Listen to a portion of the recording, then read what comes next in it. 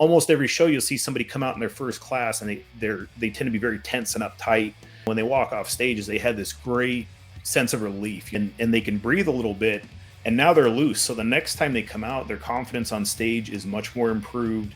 Posing's opened up. We see more lats. Every time you run through the process, you're going to get a little bit more comfortable with it, and you're going to get a little bit better at it.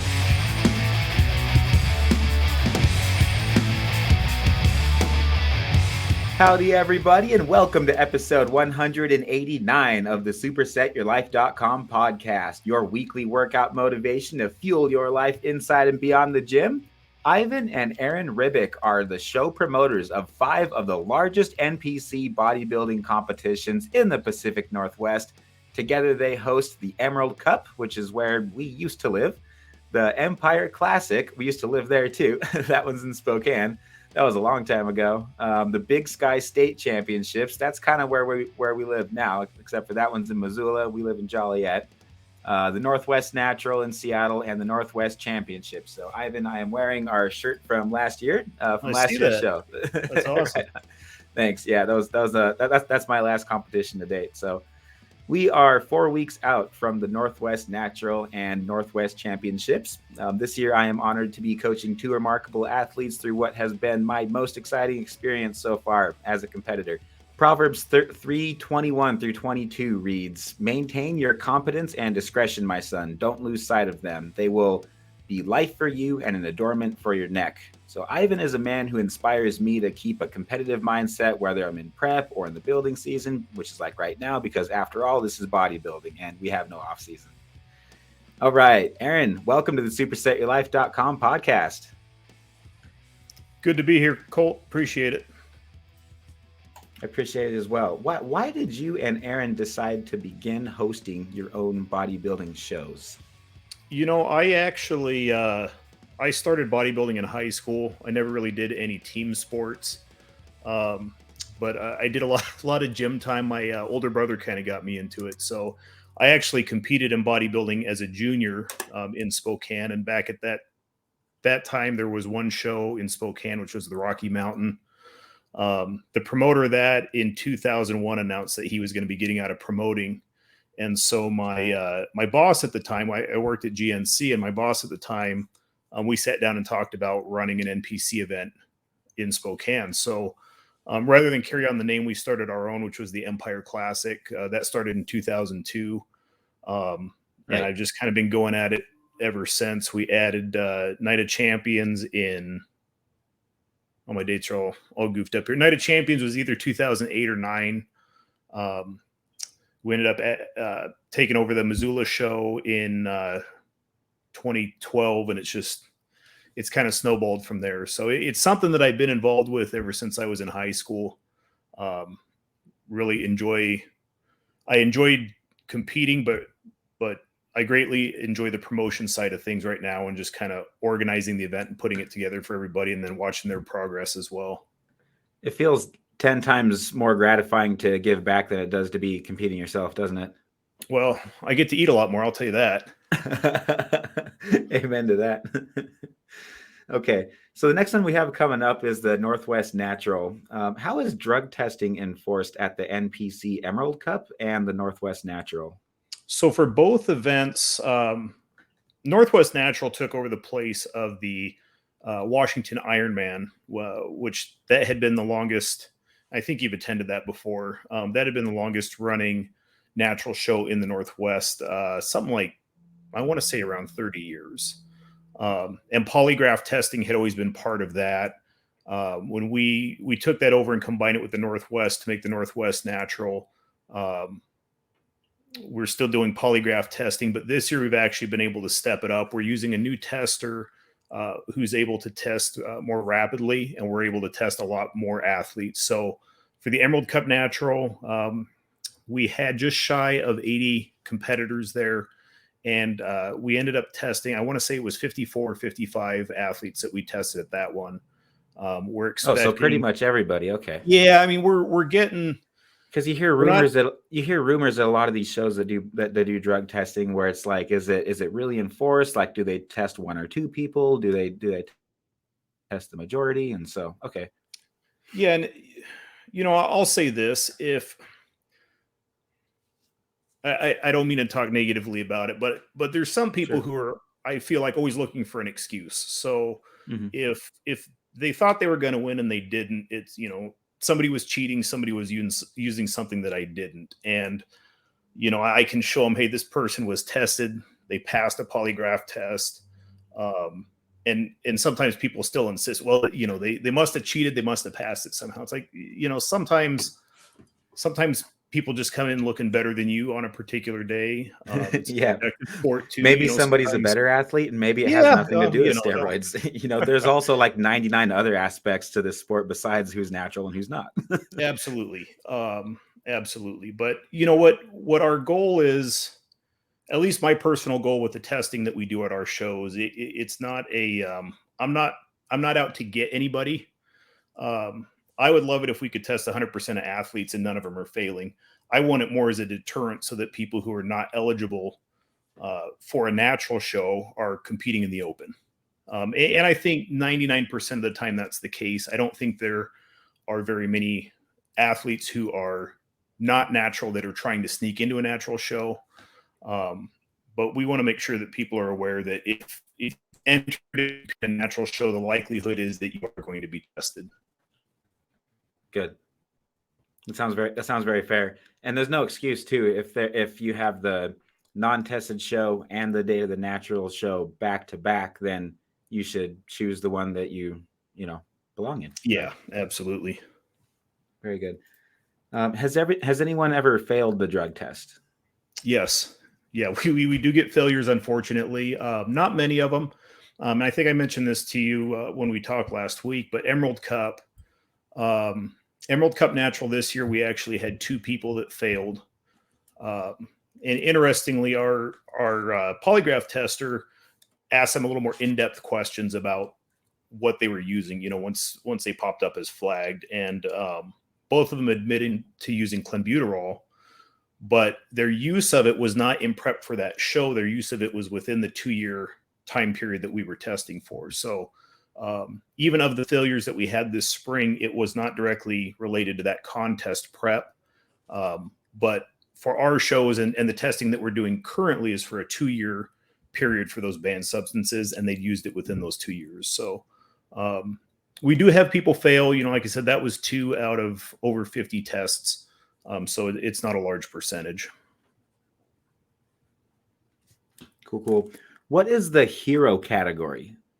Hero category is something that's been popping up at some of the shows in the last couple of years that's designated specifically for retired and active military, as well as all first responders. So this is the first time actually this fall for our shows that we've incorporated the hero division. We've been getting a lot of people asking for it, so we decided to go ahead and add that in this time around. Yeah. Okay. Awesome. One of my competitors is an Army vet, and so Okay. he's I can't remember if he signed up for that category or not, but I know that he's doing open bodybuilding and classic too. So. Got it. Awesome. Yeah, we have a lot of people excited about the hero division and having something to recognize them, for their service to us as well. So we really appreciate it. Absolutely. I love it. For competitors that win at the NPC Northwest Championships, what's like the next step to becoming an IFBB Pro after that? So for becoming an IFBB Pro, you need to go to a national level event, and the top 2 in each of the open classes at both the Northwest Natural and the Northwest Championships will qualify to go to any national event. Especially for athletes doing the Northwest Natural, that includes the Ben Weider Naturals, which is in, I believe, Washington, D.C. Wow. It's going to be 2 weeks after the Northwest this year. So I want to say, I think it's, November 17th and 18th will be the Ben Weider Naturals.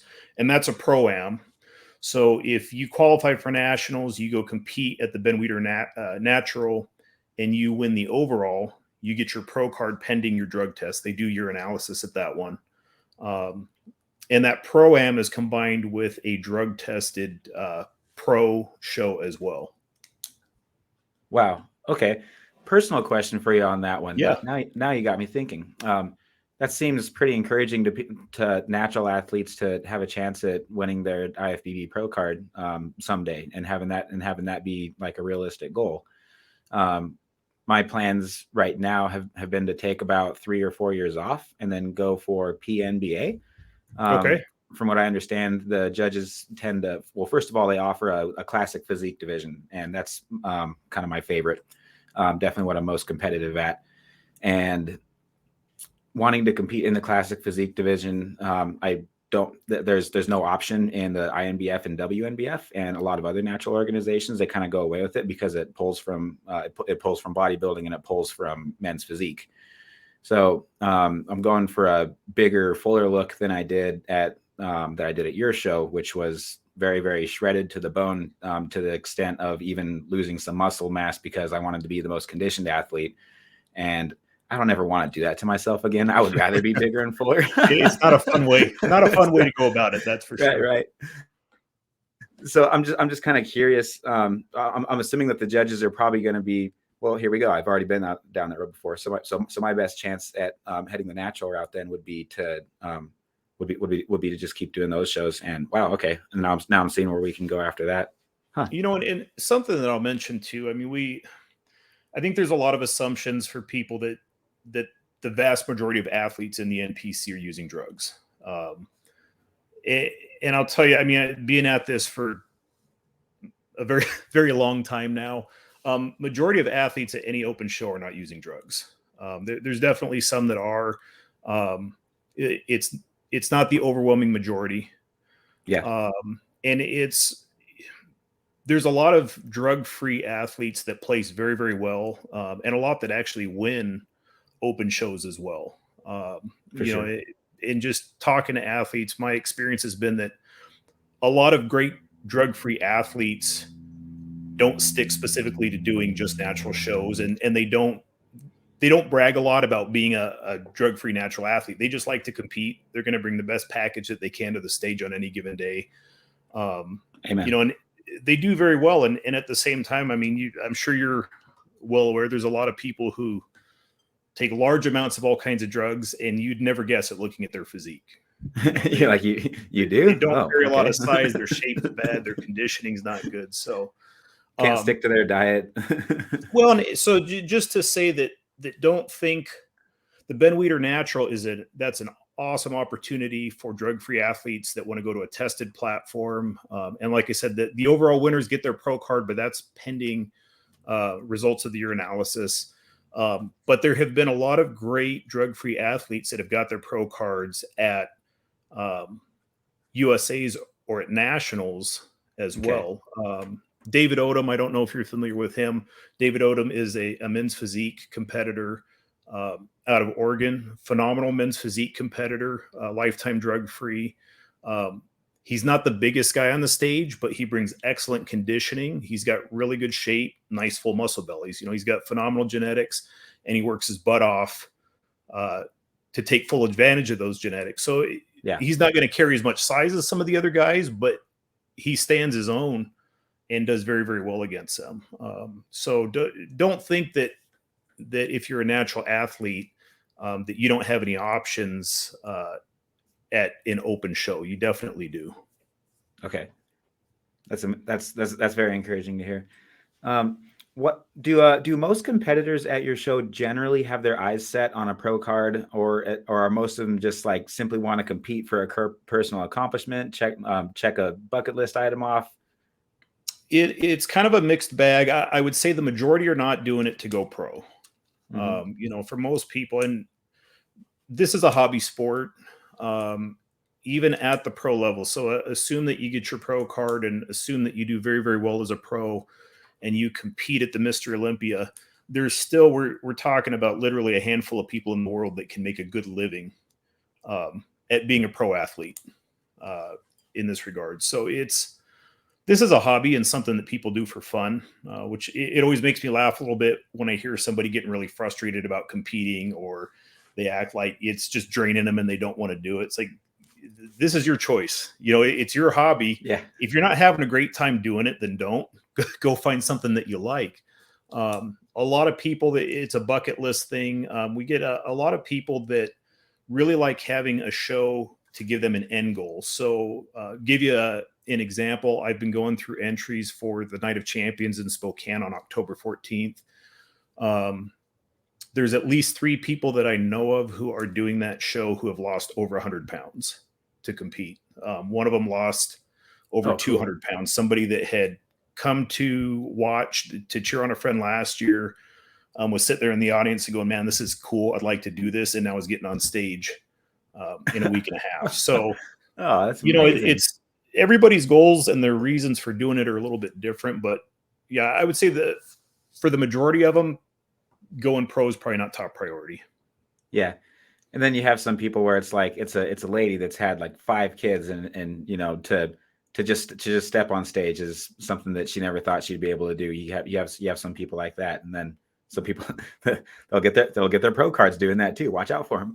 Well, and I mean, it's something else that I hadn't considered till people, I had competitors bring this to my attention in 2020, of course, when shows got shut down, but bodybuilding tends to lend itself to, I guess I would say, obsessive personalities. And there's a lot of addicts that compete in bodybuilding, and bodybuilding is a good outlet to keep them focused on something healthy. It's a sport. I know what you're saying. It's a sport that draws people like me that are just like highly OCD and gives you something practical to keep like your entire life on track. And that's and a habit of going to the gym, a habit of what you eat, and having a purpose for it. You say idle hands are the devil's playground. I mean, some people, they don't have a goal to keep them focused. They tend to fall off the wagon. And we had a lot of competitors that were genuinely concerned about that in 2020 when things got canceled, because they're like, man, this has been what's been keeping me sober for the last 3 or 4 years. So, a lot of different reasons that people do it, but it gets people through hard times. It gets people through depressions. If you just have something to focus on and forget about everything else and go build up some confidence for 6 months, and come out of it with a trophy and a great physique and definitely and a whole bunch of habits. You're never really the same after a bodybuilding competition, huh? Yeah.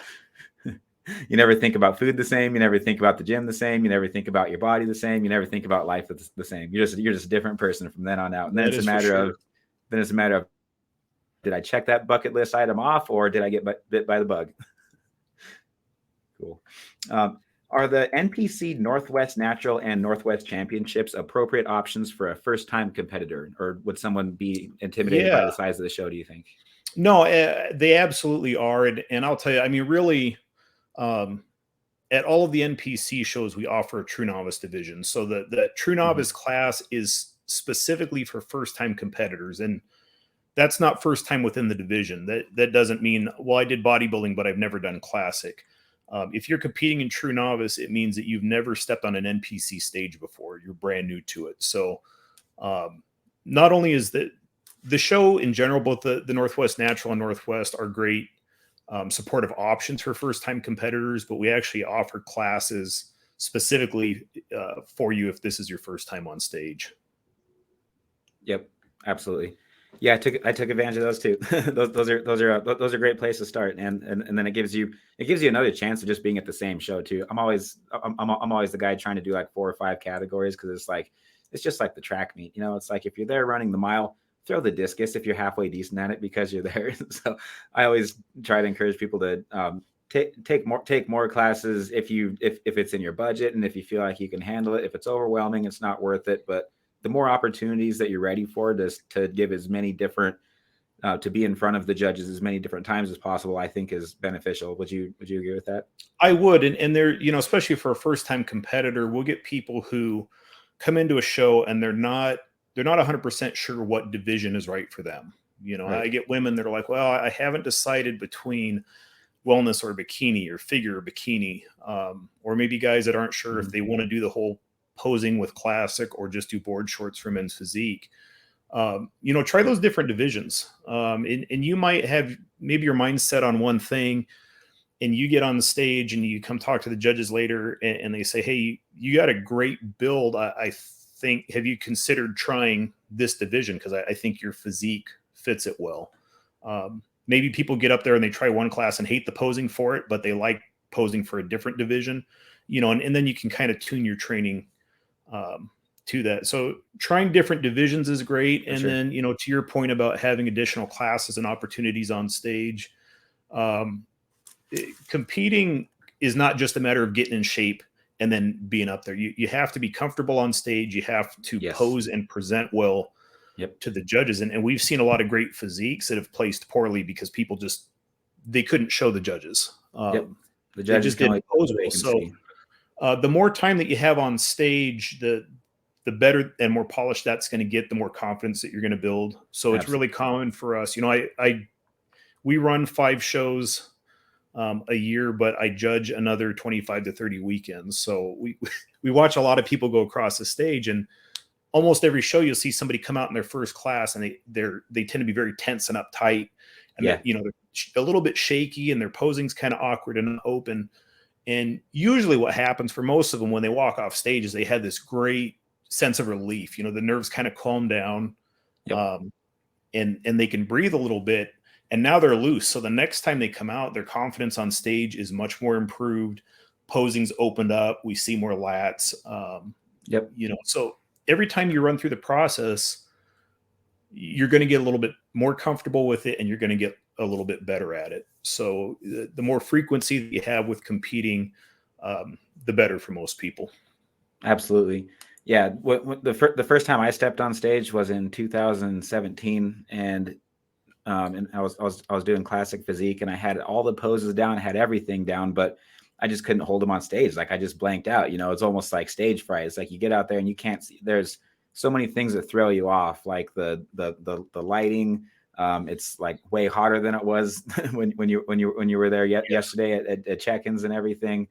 Like you can't see the crowd. You're like, wait, is my wife in there? I don't know. It's just like there's so many things running through your head, and then you got to get past all that, and then just like you said, relax a little bit for the next ones. And I'll also say that there's all judges are always looking for something different, so you never want to sell yourself short on a category that you might do particularly well in, just because you think that you're not really made for it. Or like I've had some judges tell me, like, you're just not built for classic physique. You don't have the personality for it. Like, I'm telling you this because I love you. Do bodybuilding. I'm like, okay. And then I've had other judges say, and then like I'll place better at men's physique the next show because it's a different federation or something. So going back to what you're saying about having to be excited about it. I just thought that was funny because that's something that I'm always stressing on everyone at posing classes, to smile. Like, come on. You're the one that decided to do this competition, right? Yeah. Like if you're on stage, like show everybody that you're happy to be there. Yep. Yeah, absolutely. And I've had this conversation bluntly with competitors before, when they're stressed out or flipping out about stuff at a show. It's like, hey, guys, we do this for fun. If this is not fun for you, find something else.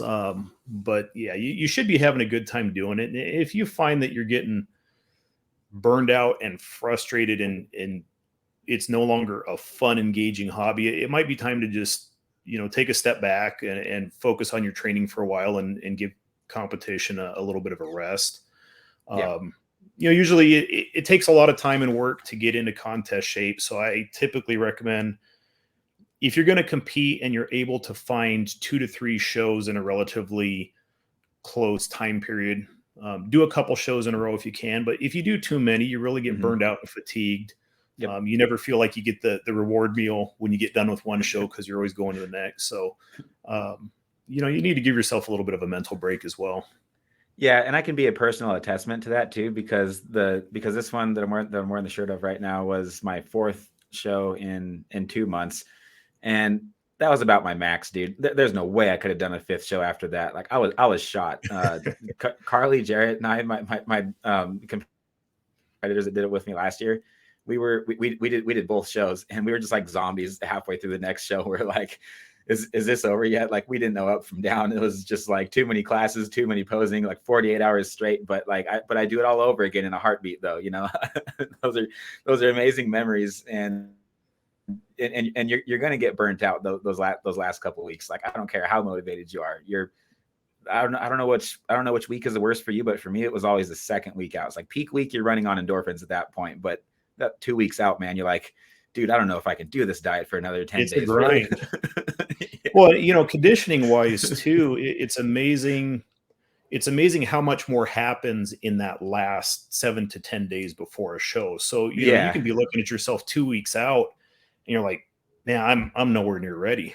Yep. And you can kind of, you get a little depressed or start doubting yourself. And then, if you stick with the program, for most people that next 7 or 8 days, you see dramatic differences. But if you haven't been through it, you don't know to expect that. It can be a little overwhelming and you think you're not going to be ready on time. Yep. Absolutely.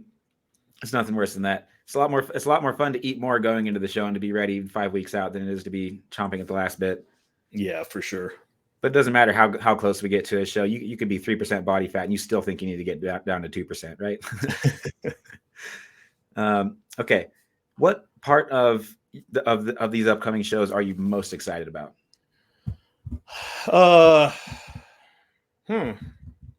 Be hard to narrow it down to one thing. Can I ask about the trophies? Are you guys going to be doing the same trophies as last year? So we are not.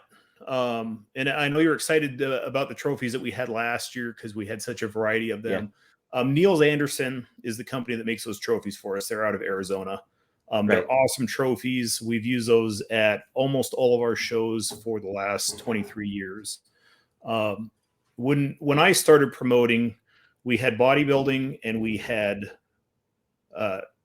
men's and women's bodybuilding, and then we had fitness and figure.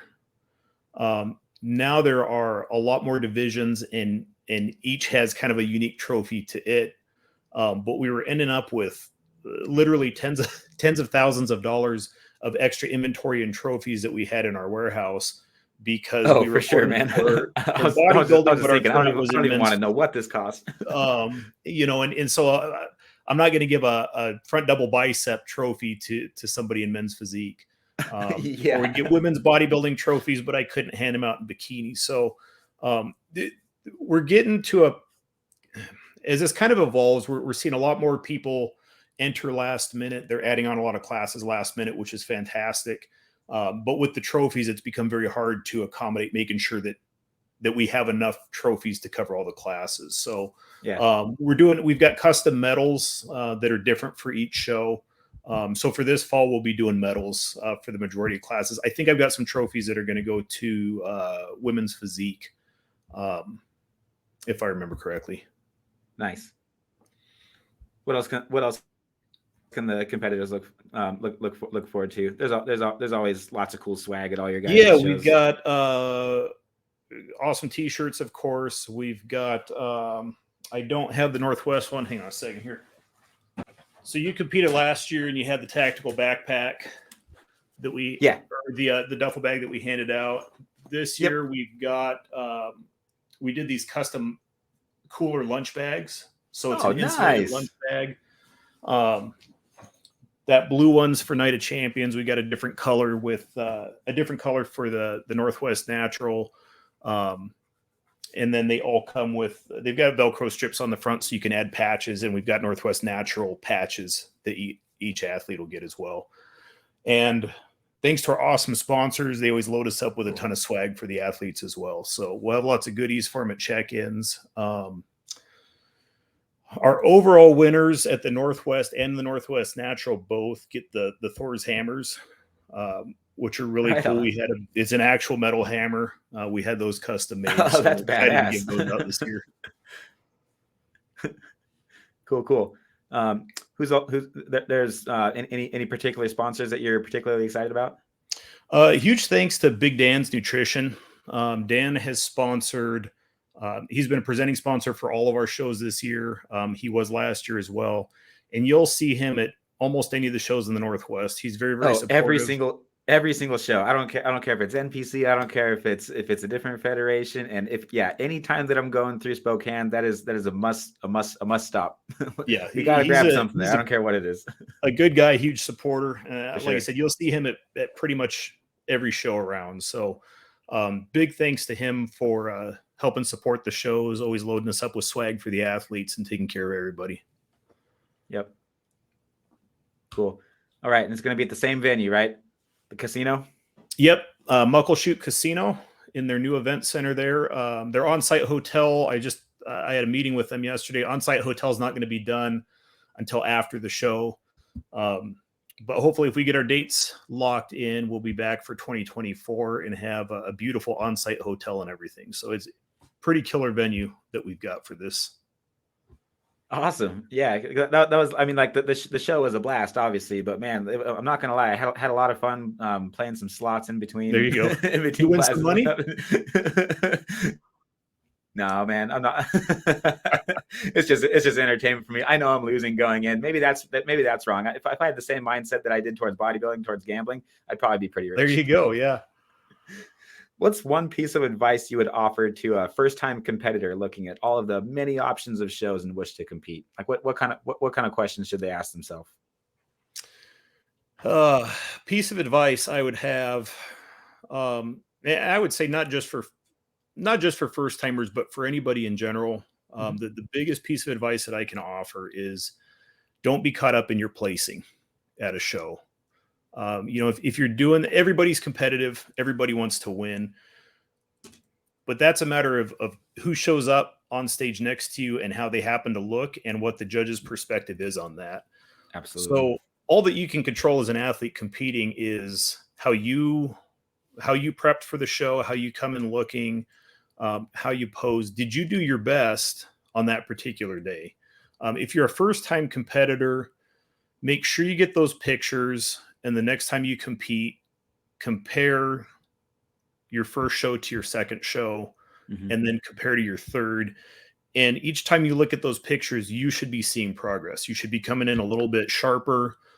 You should have better shape, better overall size, whatever the case may be. But that's really the only thing that you can control is your personal improvement. You can't control, you might come in looking your very, very best, and a genetic freak steps on stage next to you and you're not going to win that class. Right. If you did you killed yourself for contest prep and you're proud of how you looked, you've accomplished your goal, and the stage is just a place to showcase it really. Conversely, you could have a terrible prep. You could be cheating through your diet. You could be skipping cardio, skipping stuff at the gym, and you get on stage and you just happen to be the best looking person up there because there was not tougher competition that day. You might win your class and, it's cool to say I got first place, but are you proud of your accomplishment? Did you put everything that you had to into that prep? Yeah. That placing is not something that you can control, but your condition and the dedication that you put into that show, that's the one thing that you have 100% control over. I'm so glad that you said that because that's something that I want every single one of our athletes to knowing going into whatever show it is that they're doing is, and I can be a personal test here again. A personal example of that is because I've won first place at shows that are smaller where there's 5 or 6 competitors in my class, and so I won. But then like I went and did your show, the championships, and I didn't think I stand a chance. Like I really didn't. I was pumping up backstage. I was like, oh my God, look at these guys.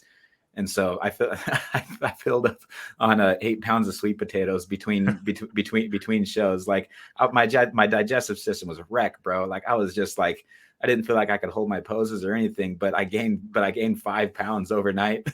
Oh, geez. Yeah. And then I got 5th place. And so just placing for me was bigger than life. And I think sometimes we learn more in life from our losses than we do from our wins too. So we always got to factor that in. I agree with you on that 100%. Awesome. Well, thank you again so very much, Ivan. Where can people go for show information? Ribicproductions.com. That's RIBIC productions.com. We've got our entire calendar up there. And we've got a link to all of the NPC shows in the Northwest. For natural shows, Emerald Cup Natural will be back the last weekend in April next year in Bellevue. Northwest Natural should be coming back to Auburn next fall as well. And then there's also going to be another natural show added in Oregon in the summer. And you have to forgive me, I didn't look up the date on that, but it's either the very end of June or very beginning of July.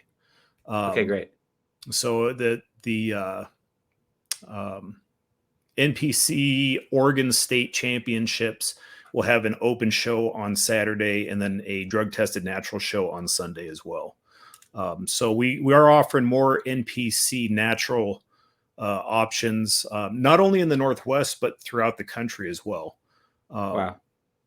The vice president of the NPC came up and he had judged the Emerald Cup for us this year and was very impressed by what we did with the natural addition to that. So he's really been on a kick to make sure that the NPC is offering a natural show in at least every region across the country, if not every state. So there's going to be a lot more coming, not just in the Northwest, but all over the place. Wonderful. That's really exciting. I'm gonna put a link to the website and to all the show dates that you just listed off too. So awesome. I appreciate absolutely. Just look in the show notes and bam, there you go. You're set. Well, cool. Thanks again so much, Ivan. It's great talking to you, Colt. Yep, I know that your time is so valuable, and so just thanks for giving us your time and helping answer some questions and getting us pumped up. And looking forward to your show, man. See you soon. All right, boss. Thanks so much. Yep. Thanks so much, everyone, for joining us. If you found this helpful, please pay it forward by sharing with a friend. Before we sign off, if you're not subscribed to our nutrition podcast, Carnivore Coaches Corner, you're really missing out. Coach Colt and Mark Ennis are thrilled to announce they're ranked number 108 in the United States by Spotify in nutrition podcasts. Number 1, here we come.